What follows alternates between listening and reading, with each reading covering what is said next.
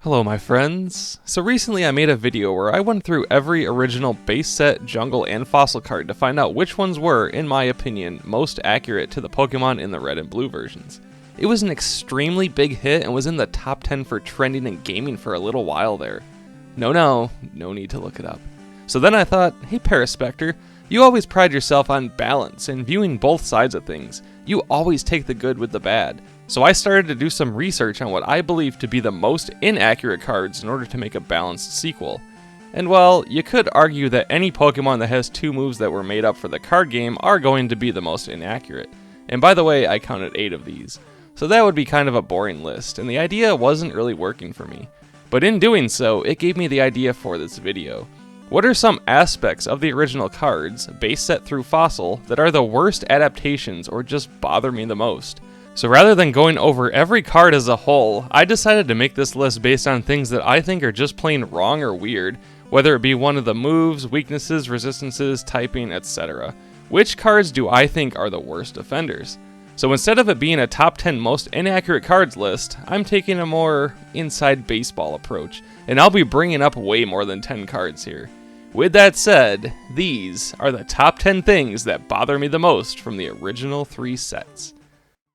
But first, I have 3 honorable mentions, so I guess you could view this as a top 13 then if you want, but these didn't bother me enough to make the main 10.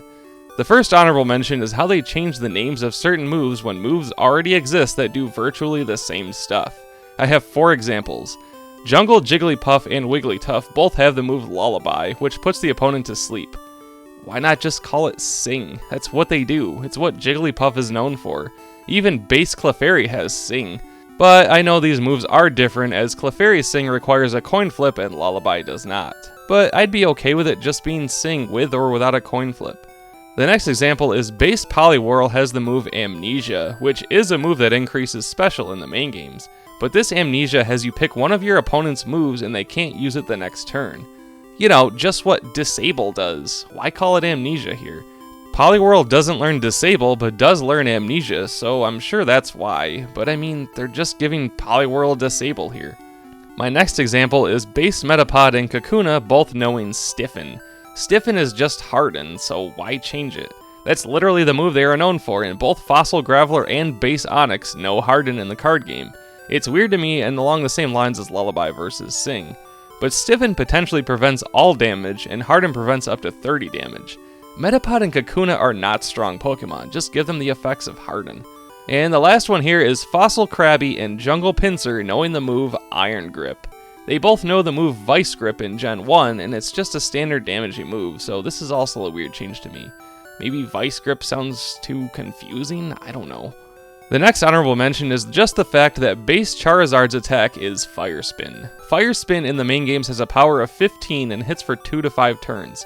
So it really seems like Fire Blast is what they meant here with that 110 power. Why Fire Spin? What? And the last honorable mention before getting to the list is probably a controversial one, but it still does kind of bother me. Although, yes, I am aware that these are to help balance the game more. I'm still going to include it. I don't really like how they handled the Psychic type here. Non-bird colorless types have a resistance to Psychic, and this is because Ghost can't hit normal and Ghosts get grouped in with Psychic. But there are a lot more Psychic types than the total of 3 Ghost types in Gen 1, so why should that dictate the entire colorless type here? The same applies to Psychic having a weakness to Psychic. A Drowsy using Pound will do double the damage to Slowpoke, for example, but it can't hit Eradicate. But yeah, I guess they had to come up with something to balance the types out. Okay, let's get to the list proper, and please remember that this isn't meant to be taken too seriously. I'm not actually mad or annoyed by these, but they are noticeably strange decisions that they made. But ultimately, they had to make the game fun and balanced in the end, which I'm sure is why a lot of these decisions were made. Okay, let's do this. Number 10, Jungle Rhyhorn's Leer. Okay, firstly, this Rhyhorn is level 18, and it does not learn Leer until level 50 in Gen 1. And it doesn't learn Leer from Gen 2 on, so there's some red flags already. Leer in red and blue lowers the defense of the opposing Pokemon by 1 stage. That's it, that's all it does. It's typically an early level move for a lot of Pokemon, so the fact that Rhyhorn learns it at 50 is already crazy. What's even crazier is that Rhyhorn already knows Tail Whip at 35, which does the exact same thing, but that's a whole separate video. But Leer on Jungle Rhyhorn does this. With a heads flip, the opposing Pokemon can't even attack Rhyhorn on the next turn. What? Leer is supposed to lower defense to make Rhyhorn's attacks hit harder. What does that have to do with preventing attacking? This Leer basically does what flinching does in the main games. I don't like it, and I really hate going against a turn 1 Rhyhorn on the TCG because of this. It's a really good opening card, I just wish that they didn't go with this strange adaptation for Leer here. Number 9, Geodude, Graveler, Golem, and Onix not having a lightning resistance. Yeah, I just spoke about this in my most accurate video, and I even had to correct myself there. So because fighting, rock, and ground all got grouped into the fighting type in the card game, they each have different weaknesses and resistances to better match their typing. Example, Hitmonlee is weak to Psychic, Cubone is weak to Grass, even though they are the same type here. But of course, all ground types resist electric in the main games. That's just a Pokemon staple. So then Rhyhorn and Rhydon are both ground rock types in the main games, therefore they get a resistance to lightning in the card game. Makes sense. So because the Geodude line and Onix are rock ground instead of ground rock, they don't get the lightning resistance. I kinda get what they were doing here since ground is the primary type for Rhyhorn and Rhydon, but it's not like the ground type gets negated for the others just because it's secondary. It's just a fact that Geodude, Graveler, Golem, and Onix all completely resist electric attacks. I can only chalk this up to it being this way for game balance, but just like the example I gave in the last video, base Electabuzz using Thunder Shock on a Golem will indeed do 10 damage and potentially paralyze. Nothing about that feels right. Number 8, Fossil Golduck and base Dragonair's Hyper Beam. Hyper Beam in the main games is a 150 power normal attack that causes the Pokemon to need to recharge on the next turn, therefore making it a 2-turn move. It's one of the most powerful moves in the original games that is mostly restricted to being learned by evolved Pokemon. Hyper Beam on these two Pokemon in the card game does 20 damage and causes the opposing Pokemon to discard an energy. Okay, where did that come from? A move dealing 20 damage is the second weakest in the card game, and the fact that your opponent has to discard an energy is almost like it's forcing them to accept the recharge penalty. The whole point of the move is to do a powerful blast for a lot of damage, and then you're sacrificing your next move in order to do so. Everything about it is backwards here. And this is just a minor additional complaint, but Golduck's Hyper Beam requires 2 water energies to use it. Yet nothing about that feels right either, and I don't like this adaptation. Number 7, base Nidorino's Horn Drill and Jungle Pinsir's Guillotine. For similar reasons as Hyper Beam, these moves are totally wrong here. Both Horn Drill and Guillotine in the main games are one-hit KO moves with 30% accuracy. In Gen 1, for the move to even hit at all, your Pokemon has to also be faster than your opponent's. So I don't know how they could have adapted this to the card game, but maybe something like, you flip 2 coins and if you get 2 heads, then the opposing Pokemon is automatically knocked out or something, and have it cost 4 energies too. So what did they do instead? They both do exactly the same thing, 2 grass and 2 colorless energies to deal 50 damage. So to knock out a Chansey, for example, a Pinsir would need to hit it with Guillotine 3 times. I guess they just wanted to implement more real moves into the card game and use ones that these Pokemon learn, but I don't know. Making one-hit KO moves just deal 50 damage is kinda lame. Number 6, base Magikarp being level 8. This one is a pretty simple one, but it always kinda bothered me. The entire point of Magikarp's existence is that it's a true underdog story. The weak, useless red fish that just flops around with a vacant, expressionless stare eventually turns into the giant, intimidating Gyarados. The inspiration for its existence is based on the legend that a carp leapt over the mystical Dragon Gate and became a dragon. So naturally, Magikarp in the main games is just that. Extremely weak stats with the only attacks it can learn are Splash, which literally does nothing at all, and Tackle, which is weak by design and even weaker when used by a Magikarp. And Magikarp learns Tackle at level 15. So up until that point, it physically cannot deal any damage at all unless it's using Struggle.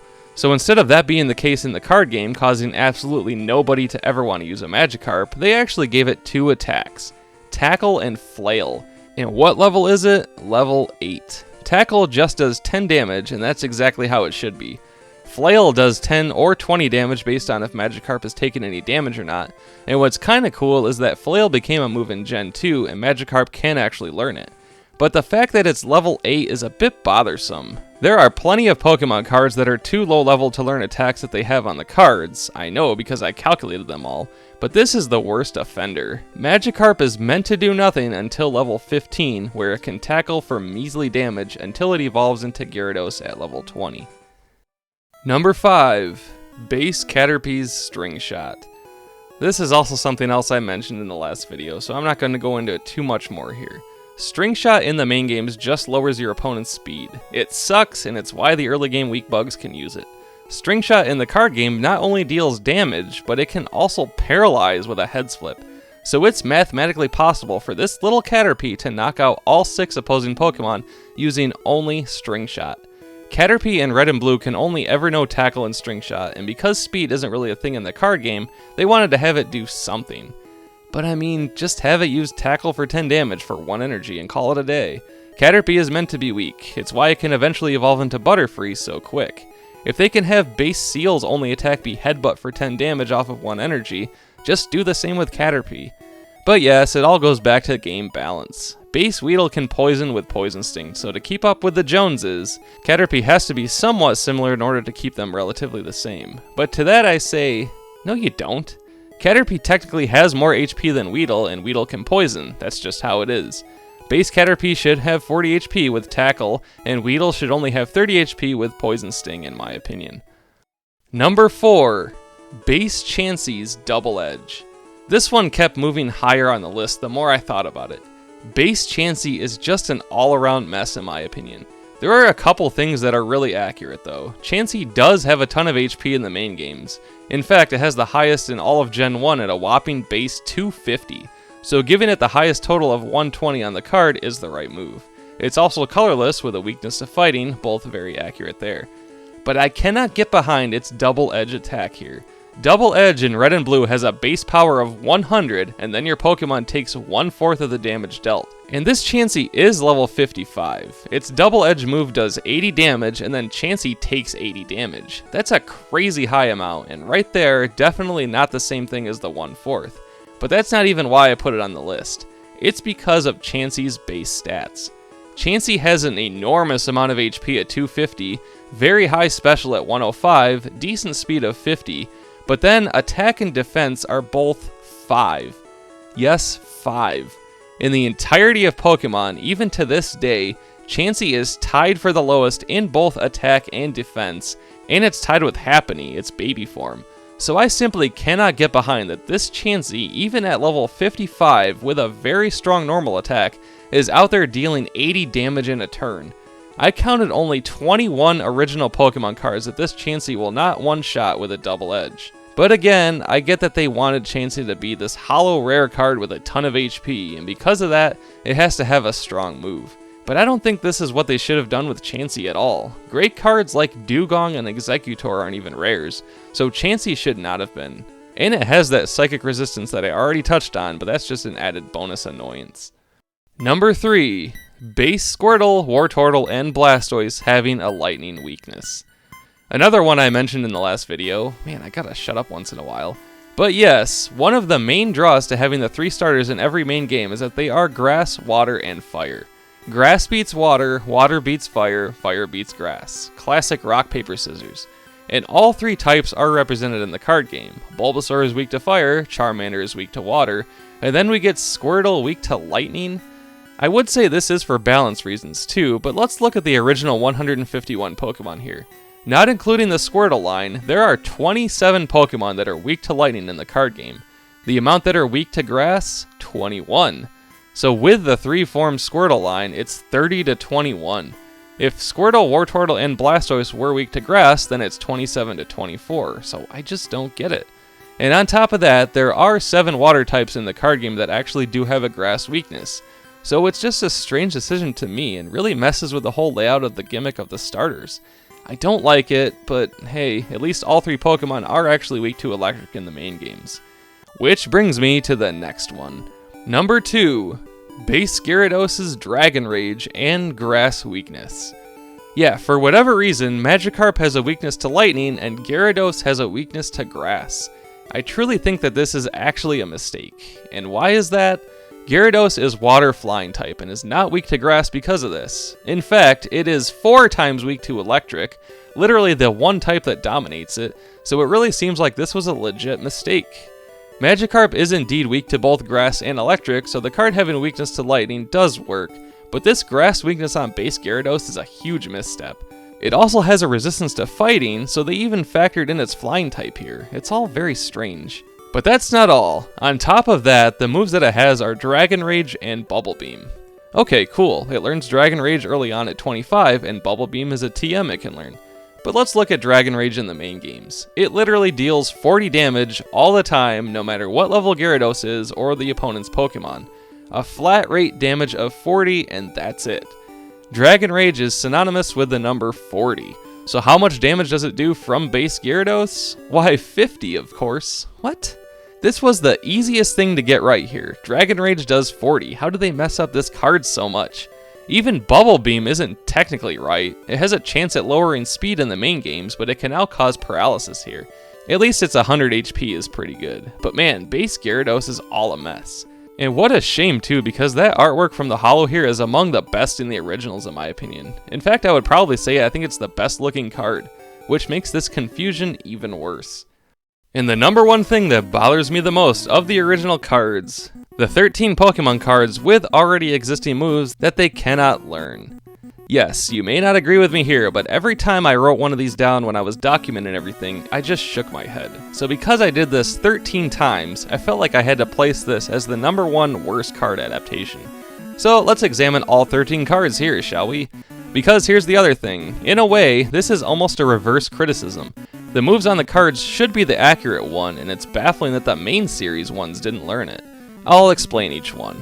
Follow me, it'll be fun. I'm going to be going in Pokedex order here to keep it simple, as some of these are for the same reasons. Number 1, Base Metapod. I already mentioned it knowing Stiffen in my honorable mentions section, but this Metapod knows Stun Spore.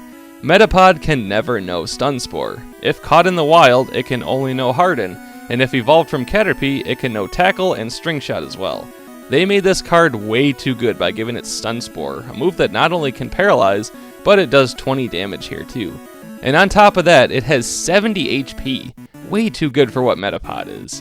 At least Butterfree learns Stun Spore, so it's just a little too early here. Number 2, Base Kakuna. Yeah, for the exact same reason here, but somehow even worse. Base Kakuna has Poison Powder. Butterfree at least learns Stun Spore, but Beedrill does not learn Poison Powder, so this is even more wrong. And this one also deals 20 damage, but can poison, and it has more HP at 80. Base Kakuna is quite a formidable card here because they gave it a move that it should never know. Number 3, Base Rattata. Base Rattata only has one move, Bite. Well, that's great, and it makes perfect sense. Look at those chompers. It should have Bite for its attack. Except, here's the thing. Rattata does not learn Bite. Crazy, right? In fact, it doesn't even learn Bite until Gen 4. Yeah, it took them until Diamond and Pearl to have the rat Pokemon with large teeth know the move Bite. And by that point, Bite is a Dark-type attack too, so this one is definitely more of a criticism on the main games than the card. Number 4, Base Raticate. Yep, same exact reason here. The rat Pokemon with even bigger teeth still doesn't learn Bite until Gen 4. It learns both Hyper Fang and Super Fang, but nope, the card says Bite. Number 5, Jungle Nidorina. A simple one here. Jungle Nidorina has Supersonic and Double Kick. Nidoran female doesn't learn Double Kick until level 43 in Red and Blue, and level 12 in Yellow, but neither Nidoran, Nidorina, or Nidoqueen can learn Supersonic. None of them even learn a move that can cause confusion. Thus, I am left confused. So, I guess it worked. Number 6, Base Alakazam. Yeah, very similar to Nidorina here. Base Alakazam's only move aside from its Pokemon power is Confuse Ray. It never learns this. Alakazam can know Confusion though, so I find it strange that they didn't just call it Confusion here. Confuse Ray in the main games literally only causes confusion with no damage and is 100% accurate. This Confuse Ray does 30 damage and causes confusion with a heads flip. So did they actually mean for this to be confusion? Number 7, Base Magnemite. This Magnemite knows Thunder Wave and Self-Destruct. Thunder Wave is all well and good, but Magnemite never learns Self-Destruct. I was pretty surprised by this. It's not as egregious as Rattata and Raticate not knowing Bite, but I could have sworn Magnemite and Magneton learned both Self-Destruct and Explosion. But nope. By Gen 4, Explosion actually became a teachable TM for these guys, but no Self-Destruct anywhere. All the round boys can blow themselves up like Graveler, Golem, Voltorb, and Electrode, so I guess I just assumed Magnemite could as well. And apparently so did the card game designers. Number 8 and number 9, Base Magneton and Fossil Magneton. Yeah, exactly the same case here. Base Magneton knows Thunder Wave and Self-Destruct, literally the same moves as Base Magnemite, just stronger. And Fossil Magneton knows Sonic Boom and Self-Destruct. They really wanted these one-eyed magnet spheres to blow up, I guess. Number 10, Base Drowsy. Base Drowsy knows Pound and Confuse Ray. Drowsy learns Pound at level 1, but it actually never learns Confuse Ray. This is just like with Base Alakazam, in that I feel that they meant for this to be confusion. It's inaccurate all around. Number 11, Base Electrode. This one is kind of a tricky one, so let me explain. Base Electrode only has one attack aside from its Pokemon power, Electric Shock. Now, Electric Shock isn't the name of a real move in the main games, but the Japanese name for Thunder Shock translates to Electric Shock. So it kinda counts, kinda doesn't. If you do count this as the same as Thunder Shock, Voltorb and Electrode do not learn it until all the way into Gen 8.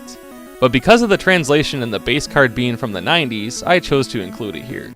In fact, Voltorb and Electrode don't even learn any electric attacks in Gen 1. The only ones they can have are Thunderbolt, Thunder, and Thunder Wave from TMs. Number 12, Base Jinx. This one is actually a questionable one here and gets an asterisk from me. Base Jinx knows Double Slap and Meditate. It learns Double Slap in Gen 1 at level 23, the exact same level as Base Jinx, but it never actually learns Meditate. However, it is possible to have a legit Jinx with Meditate in Red and Blue. In Gold and Silver, if bred with a Drowsy, Hypno, Hitmonlee, or Mr. Mime, Smoochum can be hatched with the move Meditate, who can evolve into Jinx and be traded over to Red and Blue. So this one only kinda counts because, I mean, is someone really going to seek this out? It seems like a lot of work just to have a Jinx in Gen 1 knowing a move that raises its attack.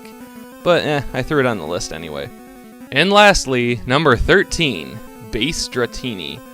Base Dratini only knows Pound. Dratini surprisingly never learns Pound in any generation.